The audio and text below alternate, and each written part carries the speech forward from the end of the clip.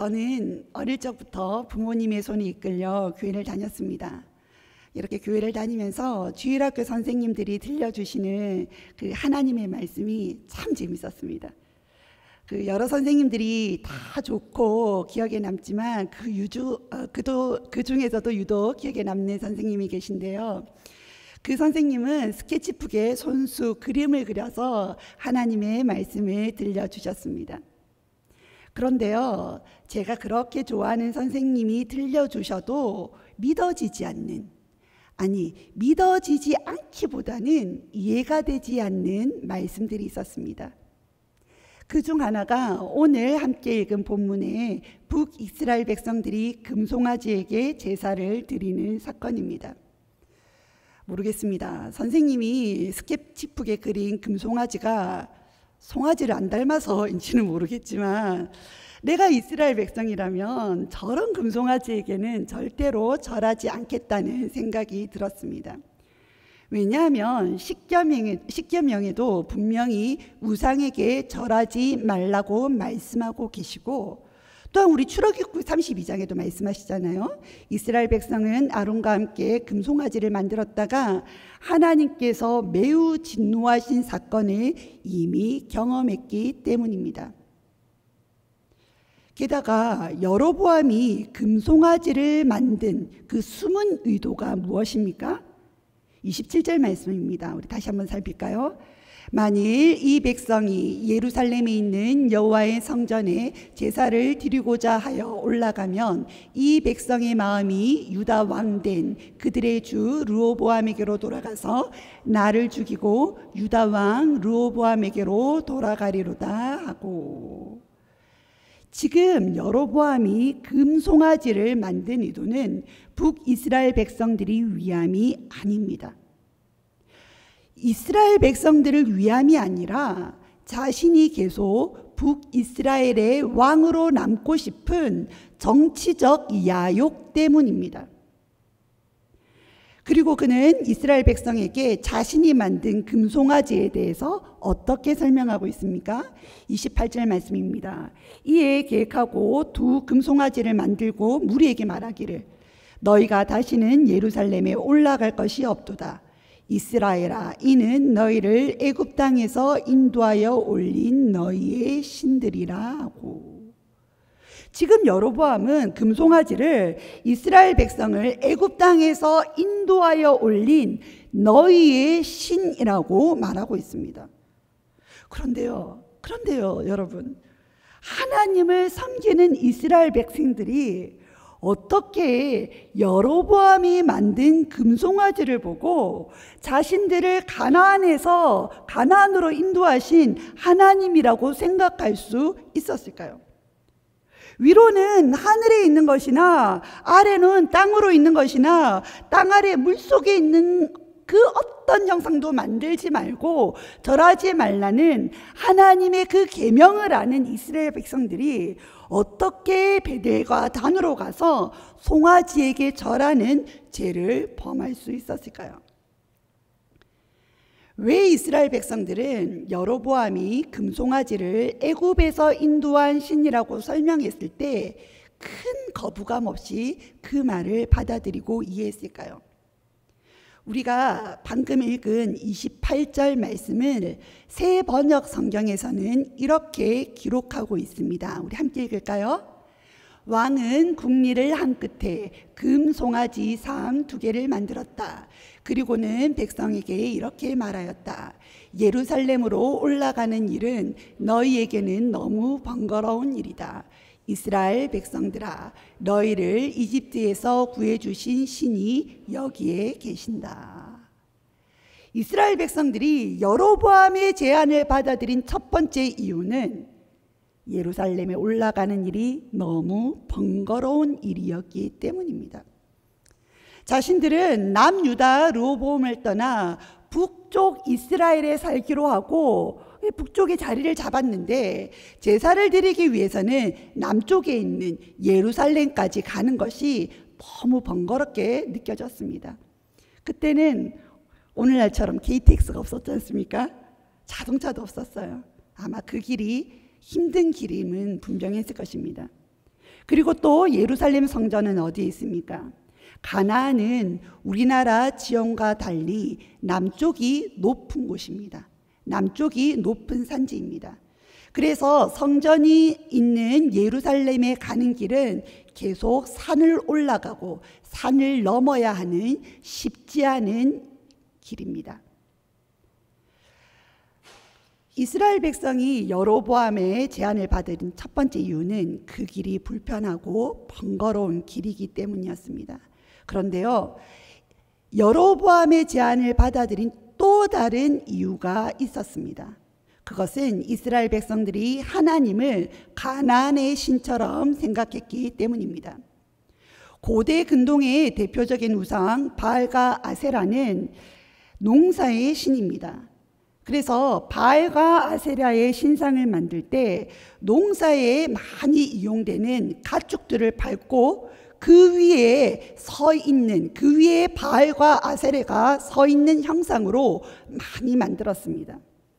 그래서 여로보암은 하나님의 형상을 만들지 말라는 십계명은 어기지 않으면서도 교묘히 농사에 많이 이용되는 금송아지를 만들고 그 위에 하나님이 계신다, 이 위에 하나님이 임재해 계신다, 이렇게 백성들에게 이야기했던 것입니다.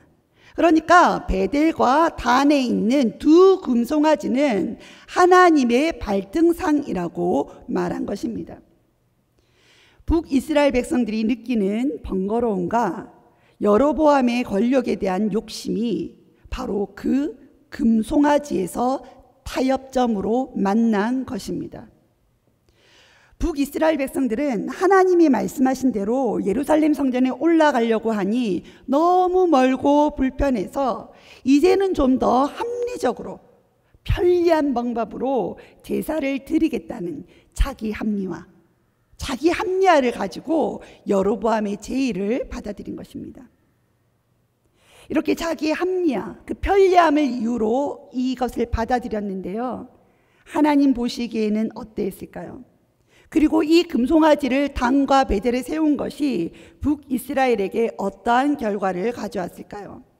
30절 말씀을 세 번역 성경으로 보겠습니다. 그런데 이 일은 이스라엘 안에서 죄가 되었다. 백성들은 저 멀리 단까지 가서 거기에 있는 그 한 송아지를 섬겼다. 여로보암은 마치 교묘하게 십계명을 어기지 않고 합리적인 것처럼 여기에 너희를 인도한 신이 계신다라고 금송아지를 만들었습니다. 교묘하게 했지만 그것은 이스라엘 안에서 분명한 죄가 되었습니다. 그리고 이스라엘 백성들이 이 금송아지를 받아들인 이유가 무엇입니까? 합리적인 이유 아닙니까? 편리함이란 이유죠. 그런데요, 예루살렘 성전은 너무 떨어져 있으니 가까운 곳에서 제사를 드려라 라고 하나님을 더 쉽고 편리한 방법으로 섬길 수 있는 것처럼 그 만든 금송아지가, 그 금송아지를 위해서 이제는 북이스라엘 사람들은 저 멀리 북쪽 끝에 있는 단까지 가서 송아지를 섬기는 지경에 이르렀습니다. 이렇게 말하잖아요. 백성들은 저 멀리 단까지 가서 거기에 있는 그 한 송아지를 섬겼다. 가까운데 가서 예배 드리세요 이랬는데 송아지를 섬기기 위해서 그 멀리 북쪽 끝에 있는 단까지 간 것입니다. 지금 여러분께서 보시는 화면에 나오는 이 그림은 이스라엘 백성들이 광야에서 생활했던 모습을 간략하게 나타낸 것입니다. 이스라엘 백성들은 성막을 중심으로 12지파들이 빙 둘러서 지냈습니다. 그러니까 12지파의 중심에 성막이 위치해 있었습니다. 그런데 특이한 점이 있습니다. 만약 사람들이 하나님께 쉽게 나오는 것이 예배에 있어서 가장 중요한 것이라면 성막의 문은 필시 한 군데가 아니라 동서남북에 있어야 하는 것이 맞습니다. 하지만 하나님께서 모세에게 지시한 성막의 문은 단 하나입니다. 이스라엘 백성들은 동편에 위치한 그 문으로만 출입할 수 있었습니다. 이스라엘 백성들은 지파별로 성막의 동서남북에 나누어 생활하였는데요. 이렇게 이제 성막의 문이 하나밖에 없다 보니까 동쪽에 있는 유다 지파는 성막에 나아가는 데는 비교적 가까웠습니다. 하지만 서쪽에 있는 에브라임, 므낫세, 베냐민 지파는 삥 둘러서, 그러니까 서쪽에서 동쪽까지 삥 둘러서 성막으로 나아갈 수밖에 없었습니다. 왜 하나님은 성막에 하나의 문만을 만드셨을까요? 유다, 스불론, 이사갈 지파는 더 사랑하고 에브라임, 므낫세, 베냐민 지파는 조금 덜 사랑해서 하나님께서 그렇게 하셨을까요? 하나님께서 하나님께로 나오는 성막의 문을 단 하나만 만든 것은 구원은 오직 하나님께서 정하신 방법, 예수 그리스도께로만 말미암기 때문입니다. 함께 요한복음 14장 6절 말씀을 읽겠습니다. 예수께서 이르시되 내가 곧 길이요 진리요 생명이니 나로 말미암지 않고는 아버지께로 올 자가 없느니라. 아멘. 예수님께서는요, 우리를 하나님께로 인도하시는 선한 목자이십니다. 예수님은 우리의 양의 문이 되십니다. 하나님께서는 구원을 받을 만한 다른 이름을 우리에게 주신 적이 없으십니다. 오직 예수님 외에는 없으십니다. 우리가 아무리 노력하고 우리가 아무리 큰 가치를 깨달았다 해도 우리는 그것으로 구원을 받을 수 없습니다. 간혹 주위에서 큰 위중한 병에 걸리신 분들이 멀리 서울까지 가서 수술하는 경우를 우리는 종종 봅니다. 하지만 우리는 그들을 어리석다라고 말하지 않습니다. 서울이 아니라 멀리 외국에까지 가서 치료하시는 분들도 우리는 결코 그들이 어리석다라고 말하지 않습니다. 왜입니까? 그들이 전혀 어리석지 않은 이유는 그곳에 찾아가는 것이 그들의 살 길이기 때문입니다. 우리는 하나님 앞에 나아가야 합니다. 빛 대신 하나님 앞에 죄인인 우리가 나아갈 수 있는 것은 오직 하나님께서만 허락하실 때만, 하나님께서 허락하신 방법으로만 가능합니다. 우리의 편리함이 아닙니다. 우리의 기준이 아닙니다. 우리의 보기에 합당한 것이 아닙니다. 하나님 앞에 나아갈 수 있는 방법은 하나님께서 우리를 부르실 때에만 가능한 것입니다.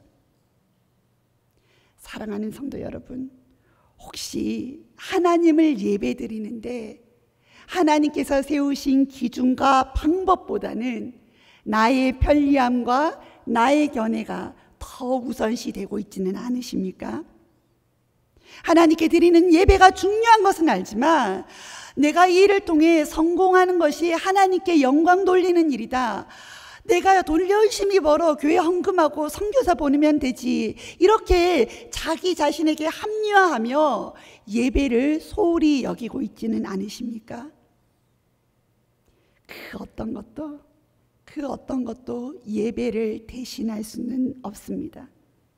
내가 먼저 성공하고 그 일을 통해서 하나님을 섬기겠다고 말하는 것은 마치 여로보암과 북이스라엘 백성들이 금송아지를 만들어 놓고 그 위에 하나님이 계시다라고 자신들을 속이며 자신들을 합리화시키는 것과 다를 바가 없습니다.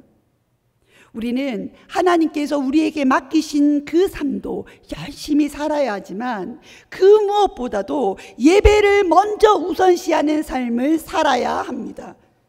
하나님 중심, 예배 중심으로 살아가는 저와 여러분이 되시길 바랍니다.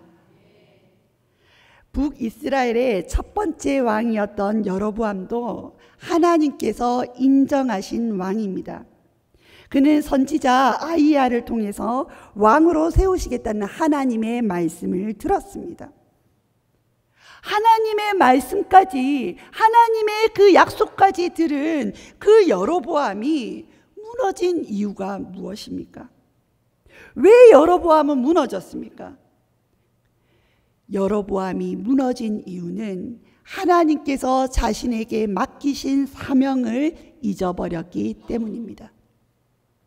이스라엘이 남북으로 나뉘기 전 그 솔로몬 시대의 이스라엘 백성들은 과중한 노역에 시달렸습니다. 솔로몬 왕은 굉장히 지혜롭고 그때 부유한 시대를 살았지만 굉장히 많은 건축이 이루어졌습니다. 7년간의 선전 건축이 이루어졌고요. 선전 건축이 끝나고 나서 13년간 자신의 궁궐을 건축하는데 이스라엘 백성들의 노동력을 이용했습니다. 그때 그 7년, 13년, 합이 20년입니다. 20년 동안 이스라엘 백성들은 끊임없는 노역에 시달렸던 것입니다. 솔로몬이 죽고 그 아들 르호보암이 왕이 되자 이스라엘 백성들은 이제 노역의 괴로움에서 벗어나게 해달라고 르호보암에게 부탁합니다.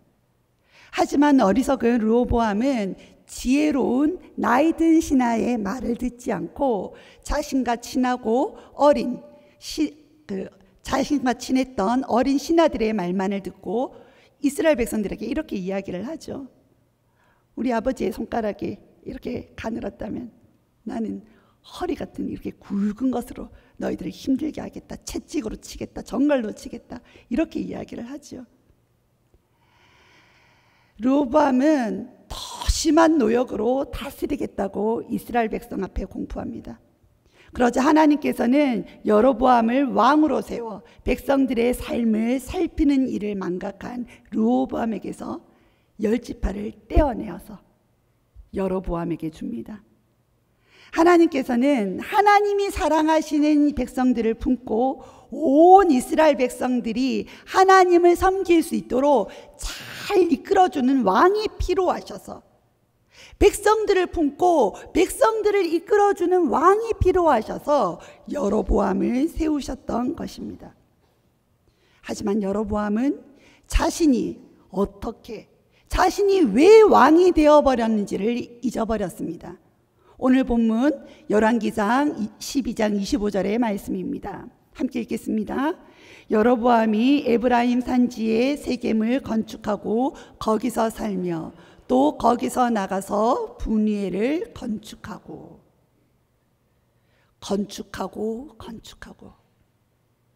이스라엘 백성이 솔로몬 시대에 어떤 일을 겪었고 또 어떤 일 때문에 르호보암에게서 떠났습니까? 그것은 바로 힘든 건축 노동 때문이었습니다. 그런데 여로보암은 그 힘든 노역 때문에 자신에게 온 백성들에게 세겜을 건축하게 합니다. 그리고 분이엘을 건축하게 합니다. 세겜과 분이엘의 건축은 백성들이 잘 살기 위해서 건축한 것이 아닙니다. 성경은 분명히 여로보암이 거기서 살았다라고 기록하고 있습니다. 여로보암은 세겜을 건축하고 거기 그 궁정에서 살다가 또 거기서 나가서 다시 분이엘을 건축하고 그 궁정에서 살았던 것입니다. 이렇게 건축 사업이 계속 이어지자 백성들 사이에서는 아마 이런저런 불만이 나왔을 것입니다. 계속되는 노동에 남유다 르호보암과 다를 바가 없다고 생각했을 것입니다. 그리고 르호보암 자신도 그 백성들의 마음을 알았습니다.